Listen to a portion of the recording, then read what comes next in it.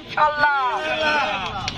তাই সবাইকে আরো একবার ধন্যবাদ জানিয়ে আরো একবার আপনাদেরকে সাবধান করছি, আপনারা সবাই সচেতন থাকবেন, সাবধান থাকবেন।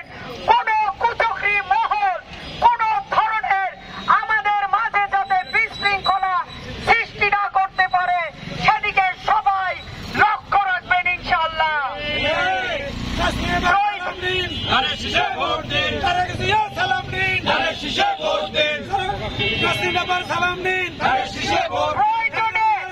দরকার হলে আমরা আরেকটি আন্দোলন করব।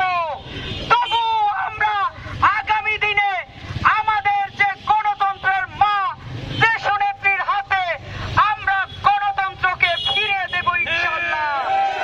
আগামী দিনে আমাদের দেশনায়ক তারেক রহমানের হাত শক্তিশালী হবে, ধানের শীষের বিজয় হবে, এই আশাবাদ ব্যক্ত করে আমি আমার সংক্ষিপ্ত বক্তব্য শেষ করছি।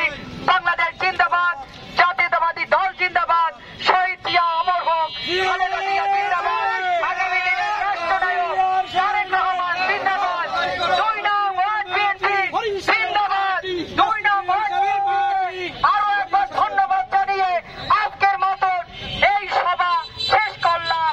আল্লাহ হাফেজ। এই নেত্রী কি আছে?